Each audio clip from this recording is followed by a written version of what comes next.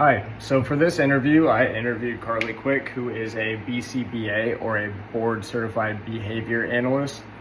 I really enjoyed speaking with her and learning more about what it's like to help in a helping profession in real life on a daily basis. The first thing I asked her about was her education and experience prior, what led her to becoming a BCBA education-wise, and she said that she had to sit for the board exam. She had a bachelor's degree and a master's degree in child development education. We also talked about her job responsibilities, which involved helping students with behavioral challenges by completing assessments. She said that was a huge part of her job, developing behavior intervention plans, collecting data, working closely with other professionals, so teachers, parents. It's direct one-on-one with individual students to create behavioral change and have better success in the classroom. I thought it was interesting how much collaboration was involved with teachers and parents. That's a lot of her job actually, is working closely with the special education teachers and whoever's in charge of their home classrooms. I asked her what she enjoys most about her work, and she actually said that she really enjoyed working with the students directly. She said it was extremely fulfilling. She enjoyed seeing progress and positive changes daily that were due to the hard work she put in. I think a lot of people who work in behavioral or special needs or any type of direct public work can relate to that, the fact that it's very rewarding. She said that being able to make a real difference in someone's life is the reason a lot of people choose her career, and I agree. I think that's one of the reasons choose careers in psychology or BCBA, things that involve one-on-one direct care. I asked her what some of her challenges were, and she had a few. She said it can be extremely stressful and unpredictable at times. It can be very frustrating because she said she'll work with a student for a long period of time and may see no progress at all, and then has to deal with parent interactions and just daily behaviors that she actually handles herself. So getting hit, getting spit on, getting yelled, getting pinched, all those things come with the job.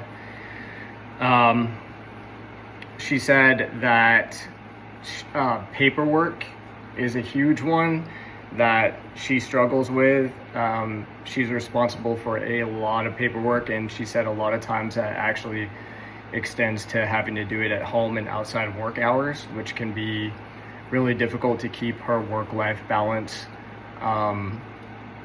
sort of like good, because it's just constant work, and if you let it consume you, she said you really have to create boundaries in order to not go crazy, were her words. She said that there's a lot of meetings and working with professionals, and so there's a lot of balancing to make sure that she's best servicing her client. Another question I asked was how she continues to grow professionally. Carly explained that the importance of continuing education and staying current with research is a huge one. Maintaining certification requirements is another big one that you have to do.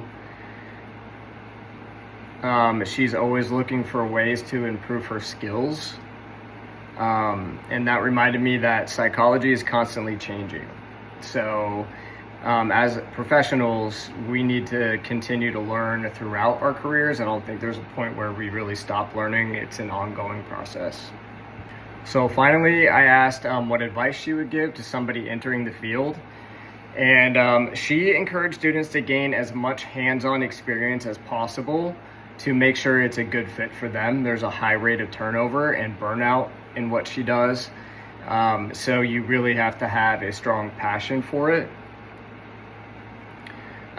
She said remain open to learning and ask a lot of questions, and remember that building relationships is one of the most important parts of helping others.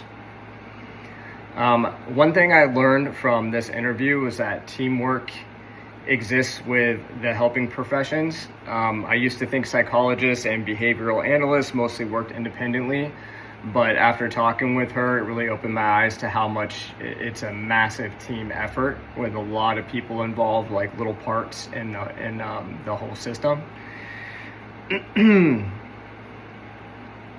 Communication also is something really big. You have to be a good communicator in order to collaborate with the teachers, parents, counselors, administrators, behavioral analysts, all work together. So you have to be a good communicator. This interview really enforced why I want to work in a helping profession. My goal is to become a substance abuse counselor. And the reason why is because I've seen the impact of addiction with personal family members and loved ones. So BCBA does work different in a different area of psychology, but I noticed that there's a lot of similarities. So both careers require patience, a lot of patience. Compassion is a huge one. Professionalism, always. Good communication skills. You have to be good at communicating if you're in any part of counseling, I feel like.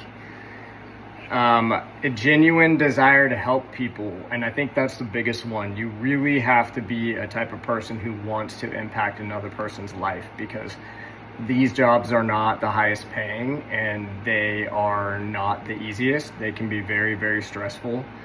So you really have to have a passion and be driven by wanting to help other people's lives in a positive way.